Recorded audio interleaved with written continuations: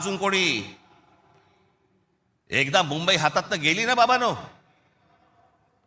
महाराष्ट्र झारखंडपेक्षा काही वेगळा करणार नाहीत. हे मुंबई ही तुमची राजधानी आहे, मुंबई ही तुमची ताकद आहे.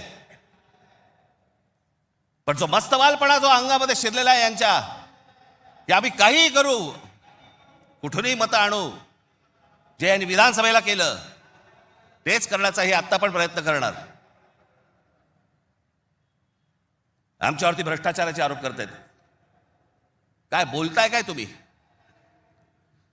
देवेंद्र फडणवीस ज्यावेळेला मुख्यमंत्री होते त्यावेळेला यांनी छगन भुजबळांना जेलमध्ये टाकलं होतं, हो की नाही? आता मांडीला मांडी लावून बसलेत. अजित पवारांचे बैलगाडीभर पुरावे घेऊन गेले होते. काय किती 70 का 80 हजार कोटीचा काहीतरी घोटाळा, त्याच्याबद्दल पुरावे बैलगाडीतनं घेऊन गेले होते. आता काय सांगतायत? कोर्टात केस आहे, पुरावे असतील तर त्यांना अटक होईल. अरे मग तुम्ही पुरावे दिले होतेत ना, द्या आता कोर्टात. सगळी बाहेरून सगळी माणसं आणायची, इथे भरायची, तुमचा टक्का कमी करायचा, तुमचं अस्तित्व घालवायचं. इथे येऊन ह्यांची माणसं बोलणार, इथे उत्तर भारतातनं माणसं येणार आणि म्हणणार इथे तुम्हाला. काल एक कोणतरी उत्तर भारतातला माणूस बोलत होता म्हणे, मुंबईमध्ये म्हणे नोकऱ्या जर घ्यायच्या असतील महानगरपालिकेमध्ये तर इथल्या स्थानिकांना, उत्तर भारतीय लोकांना दिल्या पाहिजेत. हे बाहेरून येणारे म्हणे कोल्हापूर, सातारा, सांगलीवरनं येणारी माणसं हे बाहेरच्या लोकांना द्यायची नाहीत म्हणून. बाहेरची लोक म्हणजे आमच्या सातारा, कोल्हापूर, सांगलीमध्ये येणारी आता हे बाहेरची लोक झाली आणि हे आतले.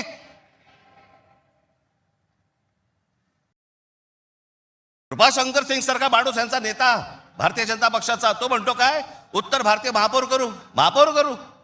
यांची हिंमत कशी होती हो बोलायची? आपण जाऊन बोलू शकतो का तिकडे?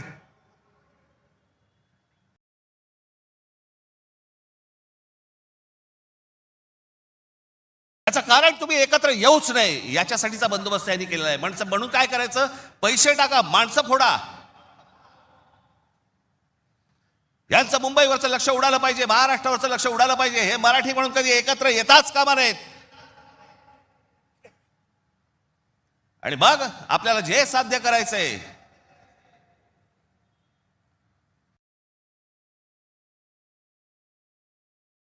जी लोक येत आहेत ती लोक तुमच्यावरती उड्या मारतायत, वाटेल ते बोलतायत तुम्हाला. मुंबईमध्ये, महाराष्ट्रामध्ये तुम्हाला घरं नाकारली जात आहेत.